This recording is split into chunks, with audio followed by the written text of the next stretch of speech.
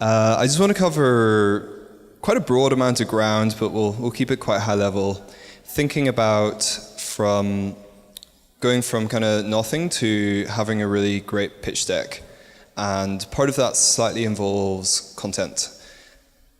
And we're all talking about fundraising pitch decks today. So the first thing is that, to kind of frame all this, there are a lot of, as you kind of heard, there are a lot of different types of pitch deck, and the answers for what works and what's appropriate there is different. So everything from your demo day deck, you saw like super big, super bold, to something that you're going to pitch to VCs in a room, to something you're going to just talk over coffee, to things you're going to email. All of these are going to have a slightly different answer. And that kind of prefaces everything we kind of think about. I just want to be aware of saying, like, always have massive text. That only works in some scenarios. Cool. So the way a lot of people ask us about, like, the pitch deck process, and the way we kind of frame it is, you want to start out and do this whole thing iteratively. So thinking of when you're first starting to think about pitching, you're going to get together your story arc and find advisors, people you trust, people you're happy to talk to about this, and start to just talk it through with them, and don't even have any slides. And then as you start to find a pitch that kind of comes back with, people get it, people like it, people are excited about it, then start to bring it to a wider audience, and then that's the point at which you're going to start thinking about design. And we kind of would say that, like, the amount of design effort should be inversely proportional to how well you know the person. If you're sending out to, like, demo day, 500 people you've never met, you want it to be really impressive and beautiful, because they're going to judge you straight away on what they see. If they see something that seems polished, they will assume that the internals of your company is polished, that your operations are stellar, that your marketing is great, that everyone in your company is rock star. But if you're, if it's day 3 and you're just trying to work out which slides you should include, at this point it's kind of fine. You're with an advisor, So we would kind of, if you imagine that rolling through, you've got your initial pitch, and then as you're starting to work out that and take it to a wider audience, you're starting to design it more and more, such that probably, at least right now, we're setting up our next round, and we have like a half pretty deck, and we're talking to maybe 10 angels, VCs. We know them all quite well, and that's kind of good, and we will use our own service and get like that final polish before we send it out to the broad audience. So just to kind of think a bit more, because your pitch is going to change a lot. And if you start and try and make it really well designed on day 1, you're going to burn so many cycles and so much effort in kind of redoing everything over and over. So just for the kind of broader context, that's how we would advise working on this and thinking about it. And by the way, if you have any questions, please just ask. So there's kind of design in general and design on pitch decks. There are 2 main functions of it, 2 main benefits. The first one, they've kind of said, is that people are subconsciously judging you, whether you like it or not, whether they want to or not, on what they see. And when you're meeting with somebody, it might just be 2 minutes on a stage, or it might be kind of 20 minutes in the room together, and they never before or after learn anything more about you. Design has a big multiplier. All they have is the document and you yourself, how you speak and how you act. So that's why we see a lot of people design pitch decks, and that's why the design of pitch decks today has got crazily high, crazily polished. If you want a laugh, go and pull up Facebook's original pitch deck, and it looks like they photocopied it, used kind of stickies to kind of put it all together, and it looks horrific. You'll see the same for a lot of the old tech companies, because it was a different market. Now VCs are heavily oversubscribed for funding. There is an insane number of entrepreneurs in the world. There's thankfully a lot of money currently in the world. So that's like the first reason. The second reason is that design is all about reducing the cognitive effort to understand information. And it's kind of interesting, because as much as design seems this intangible, maybe questionable activity, every single aspect of it is to make it easier for whoever you're talking to understand exactly what you said with no effort, which, again, is obviously useful to you when you're pitching for 2 minutes. So that's kind of a preface of design and getting into pulling the design together. One more piece about the role of design, like the content of your pitch deck and the design are actually quite linked. The first kind of obvious point is that if you have poor content, if you do not have a strong story to tell, no design can help. It can make it pretty, it can fool people for 20 seconds, but that is all it can achieve. So if you have to decide on where to put your effort, you want to put your effort into having a clear story of what your company is that's concrete and strong and convincing, and then hopefully spend whatever you have left to make it look really good. So we recently did a piece where we looked at all the pitch decks we designed and the funding people received, and also we actually looked at YC decks versus other decks as a curious other cut. And the results simplified, and these kind of go back to the content, is the successful decks generally had more actual business numbers in them.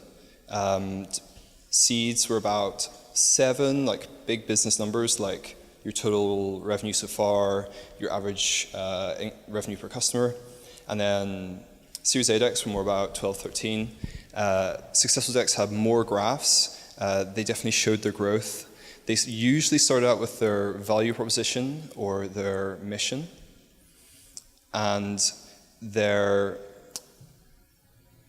word density was very, very light, and the ratio of numbers to words was higher, so there were more numbers per word per slide in successful decks. And when I say a number, I mean like a big headline number, like we had 40% growth over the last month, things like that, not showing like a table of small details. So in terms of thinking about your content and what you're including, showing tangible growth is always going to set you really well, and you want to, with that, like all of this is leading to something that's very summarized, that is low on text, that is like kind of punchy, really distilled down, and that is basically the precursor to making something look good, and it's also the precursor to making something digestible. So you need to start out by thinning the whole thing down and turning it into kind of a small silver bullet of really convincing information before you can go ahead and kind of add the final layer of polish to make this look good. So I have some examples, and I have then some design principles. So let's get this going. So I'm going to show you 1 or 2 decks that are really good from all these perspectives. One of them is Mixpanel, which you've heard of. Another one is a much younger company called Finvoice. But they've both taken quite different approaches, but done a really nice work.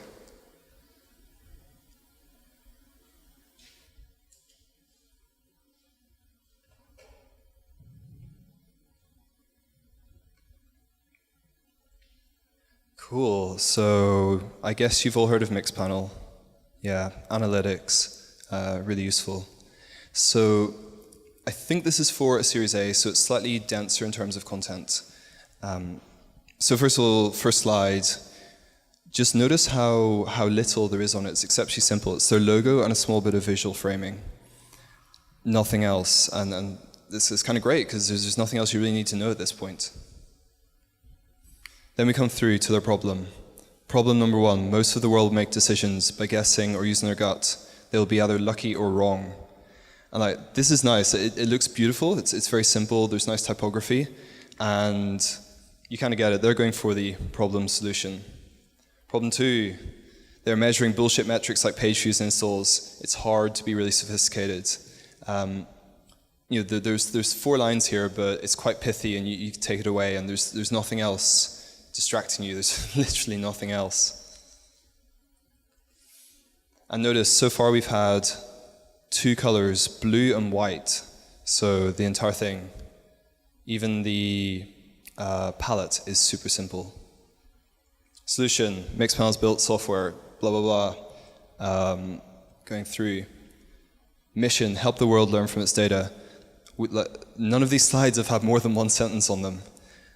And again, it depends on the situation, but as it works. Competitive advantage, they're just telling you it. This is why they're better.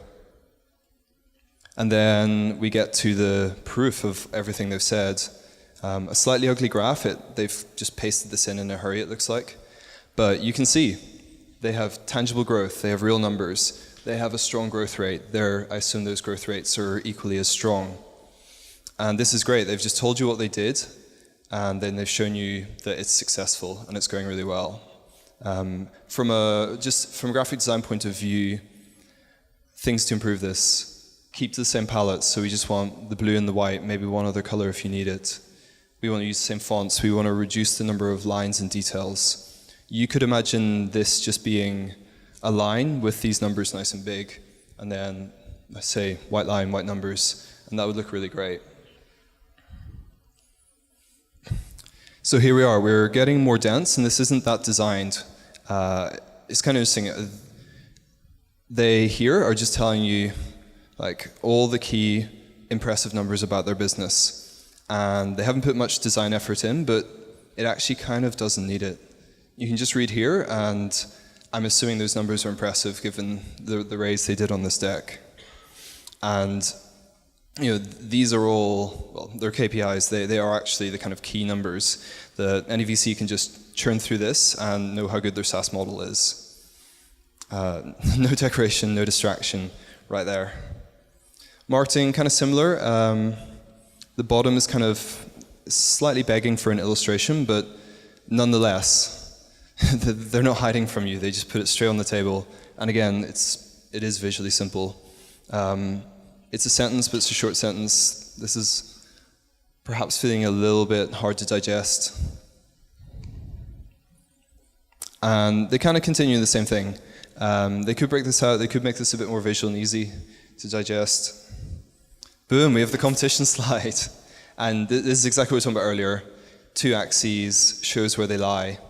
And you can see that here, they are, where is Mixpanel? Huh? They're not there. Interesting. So here, they're not actually trying to compare themselves. They're just giving the information. Make of that what you will. But again, super visually simple, no other clutter. We have a bold font, an unbold font, and a bigger font. 3 text styles in one slide. Boring, simple graph, slightly pasted out of Excel and not that pretty, but.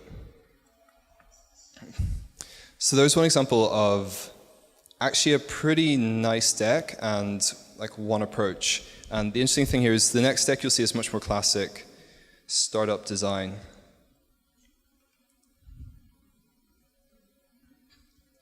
So this is a C-stage company providing invoicing finance. So very first slide, we have 3 colors, 2 fonts. We have no clutter. We have their logo and what they do. Super simple. If you're in the industry, beat net 60 should mean something to you, and you should understand what they do. They take your invoice and they give you money before you would normally get the money. You beat the net 60 days. Oh.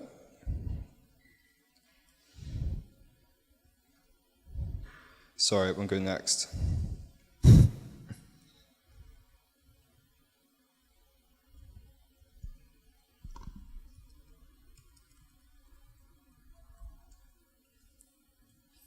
That was their backslide, apologies.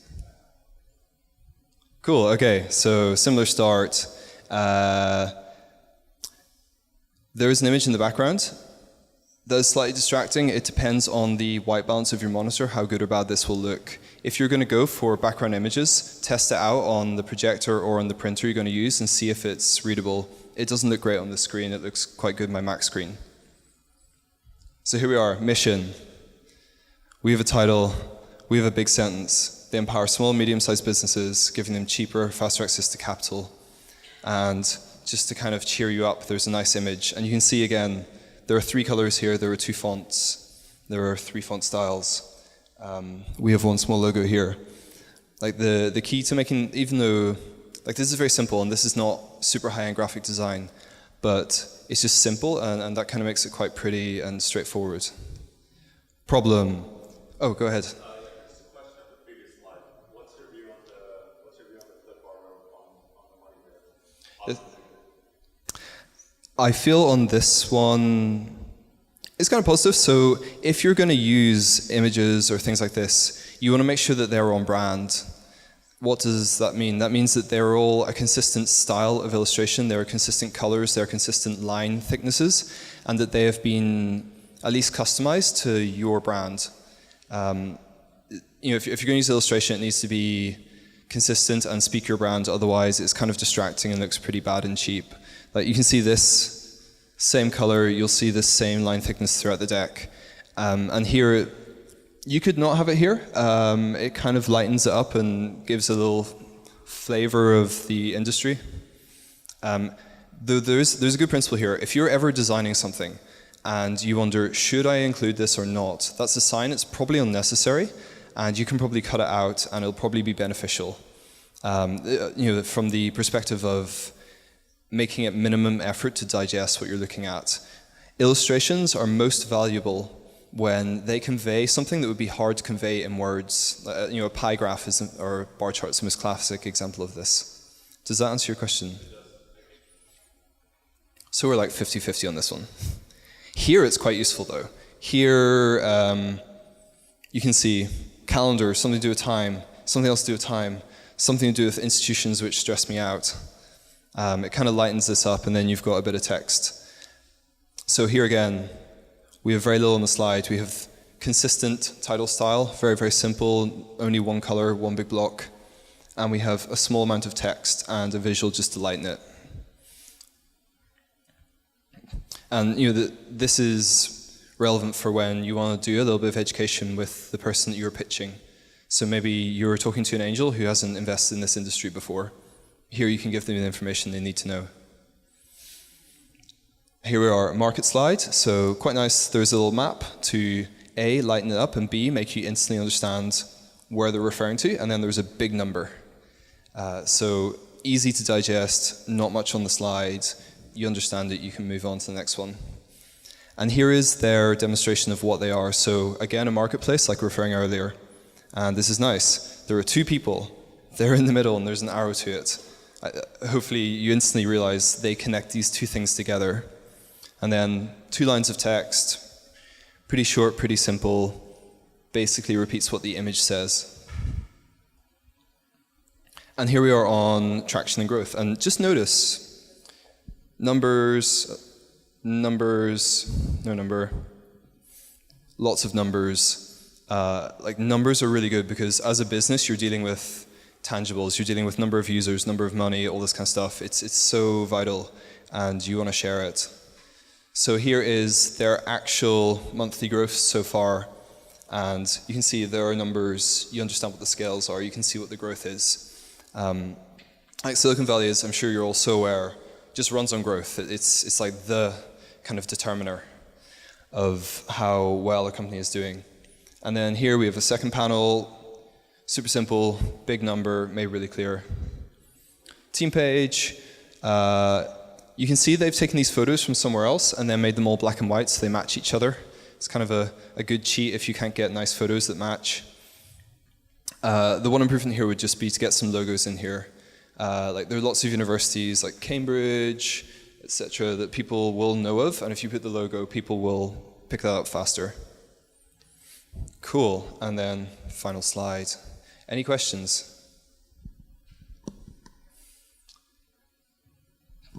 Cool, so one thing I want to go through in the remaining 20 minutes is a number of design principles. We've kind of wrote out this deck as a kind of way to slightly hack design. The idea is if you follow these rules, things will turn out looking good. And this is a reduced version of the kind of hour that we'd normally go through.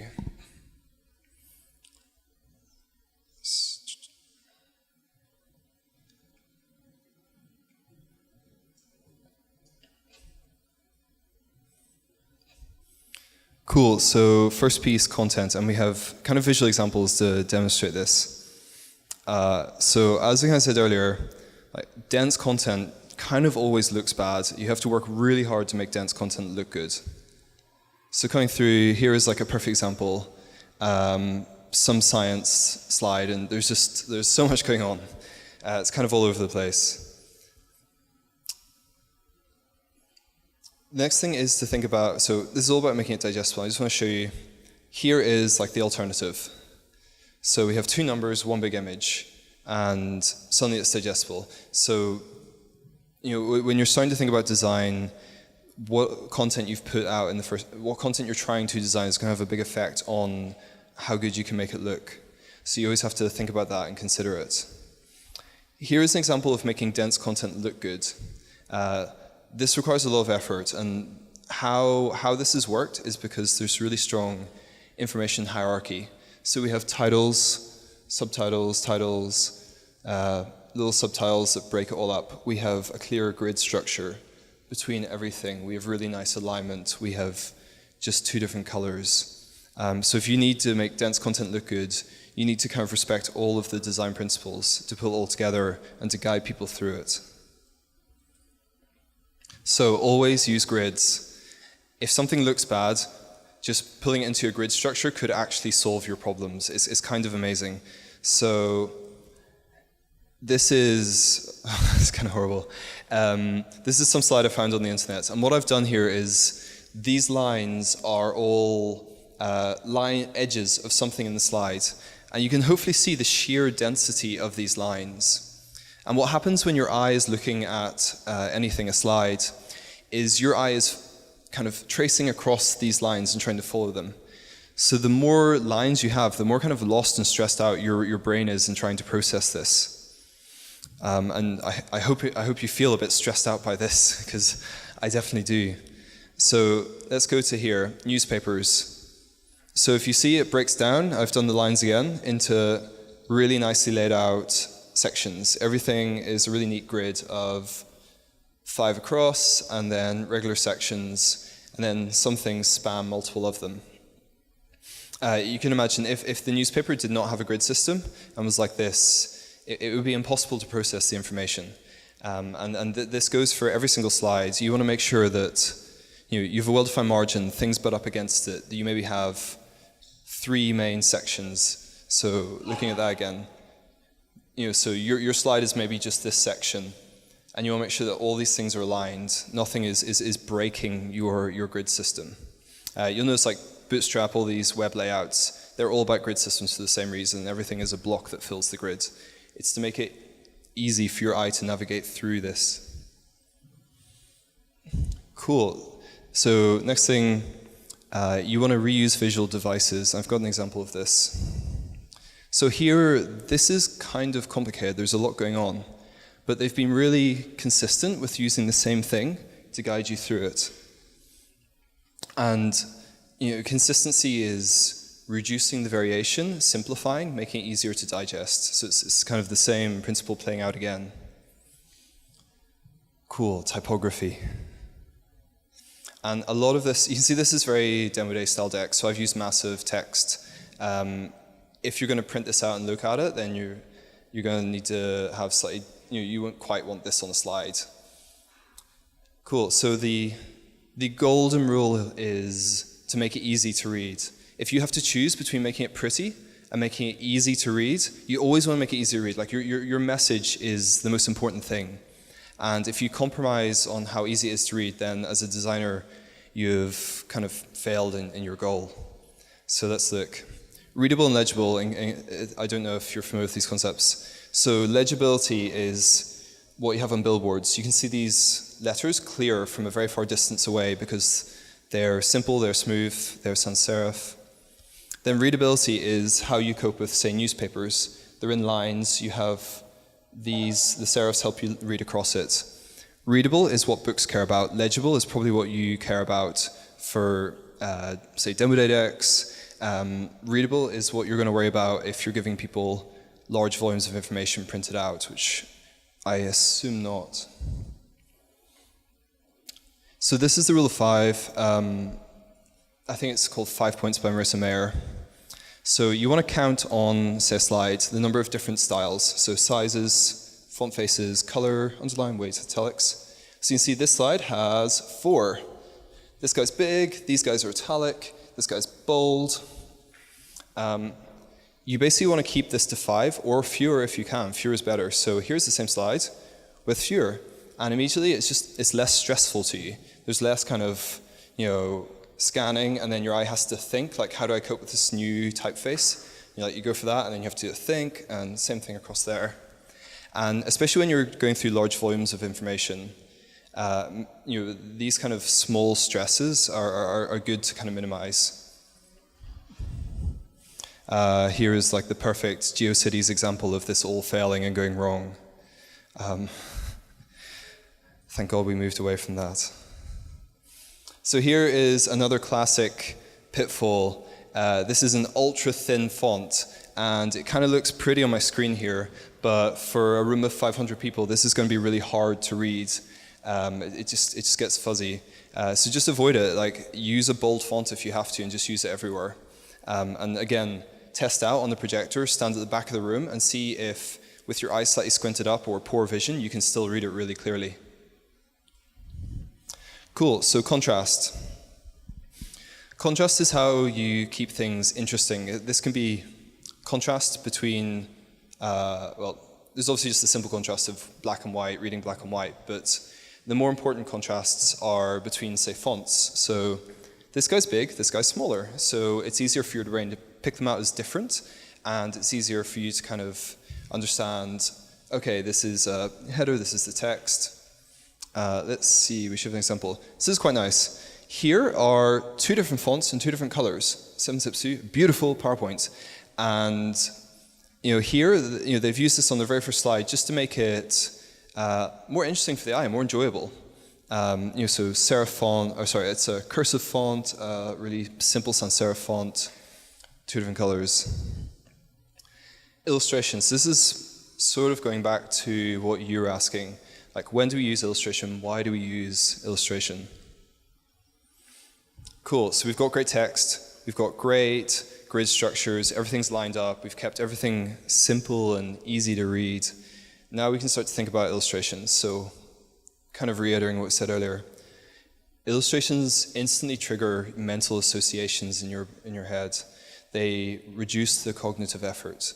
So you see a picture of money, you've got money straight away, you didn't have to read dollars or whatever that is. You see a pie chart, or you see 2 bars and one's bigger than the other, and you just feel it. Or you see a growth graph and you just feel that growth without having to read a sentence. It's just less work for the brain. So here's a illustration. This is half good. So we see a lot of people try to do design where they just add icons beside everything. So these help you instantly know, so like Snapchat, you pick it out. So they are functional. They are good from a functional point of view. It does help you analyze this. In terms of, if we want to make something really pretty and beautiful, like if you just drop in generic icons beside every single point, like that's a logo, but if you're just dropping in basically clip art all in the same color above each point you do, it kind of it adds nothing, and it kind of detracts from it. You want to make sure that the illustration is still relevant to your brand, is really relevant to the point it's describing. You want to always think, like, should I remove this? Is this really adding something valuable? As we kind of said, illustration should have purpose. It should be an integrated style across your whole design and brand. Here is an it's horrible. Here's an example of this all failing in so many ways. This is obviously not part of their brand. There's flat bevel going on. It's cliched. It's horrible. I don't think that helps you understand cost cutting. This is better. These guys are all of the same visual style. They integrate with the same color.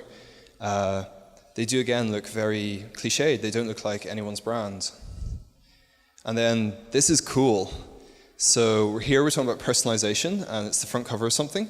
So we've added like the personalization of people and lots of small accessory items. And this really just livens it up. You kind of get it, you know, it's fun, and it really adds something to it. You know, for a demo day deck, this might be a bit overwhelming and distracting. For an ebook, this works really well. Here's another fun one. This is a slide. So, like the main, you know, marketing should be data-driven, not delusion-driven. And here we have a unicorn saying he's a pro, and it's like stupid, but it's fun, and like, you know, it's all on the same brand. It's all the same kind of thicknesses, same kind of colors. It follows the same illustration style throughout. You know, so for this, that just kind of lightened it and had a useful purpose. All right, final section of this kind of design hygiene. So color is really important, and as I've kind of been saying throughout, the fewer the better. Every additional color is an additional cognitive load. It's something else your brain has to think about. Like, here's a nice poster. It has 3 colors: the background color, the highlight color, and the body text color. Pretty nice. So first of all, who would say they have a well-defined brand? Put your hand up. Okay, we have a small number of hands. So a lot of companies we work with, and certainly ourselves, have been before, like quite early on our branding journey. And that usually means that you haven't worked out the kind of how things should look and feel in every scenario. So one of the first things to do is to make sure that you have a well-defined palette. You know, set of colors you use in every circumstance. And the thing about palettes is that they can kind of all look great if you use them well and consistently and with a bit of sense. You can see these are like very divergent, different, crazy palettes, but they all individually like look quite cool, and you can imagine a company that could use them, and you can start to think like, maybe this is a crazy analytics company, maybe these guys make really elegant dashboards. Maybe this is a jumper on-demand delivery service or something. So a simple palette you generally have, and this is Sketchdeck, our palette, you can have one primary color, and that is like the color of you, the color you always use, like first place. You can see it's right here in my t-shirt, it's right here in the sticker. Like if there's one color you're going to use, it's going to be that color. So you have your primary color. Black and white are kind of free, you get those anyway. You usually have some grays and a secondary. Your secondary is usually highlight. So you can see here, orange seems to be primary, and then they just are using a body color of the white. You know, this is not a strong, fast rule, but this is roughly the kind of setup that you normally are working with, particularly in web and print. Cool. So to kind of summarize all this, and we've done kind of an hour session in roughly 20 minutes, so I hope you don't mind kind of running through all that. Simpler is usually going to look better. If you ever have any questions and you're not sure should I include this, simplify it. Like a clean grid is fundamental to absolutely everything, and if your grid is messy, you know, nothing else is going to look good on top of it. And then the final part, which is sort of a summarization of all those other things I've said, is like to be consistent. If you use a type of line, a type of font, a color, a grid, whatever, like be consistent throughout the entire piece and use that again and again. And this again is giving you more simplicity so people can digest it easier. Cool. So I've thrown quite a lot at you. Does anyone have any questions based on that? No. Cool. I think we're about finished on time. Is that correct? Cool, thank you.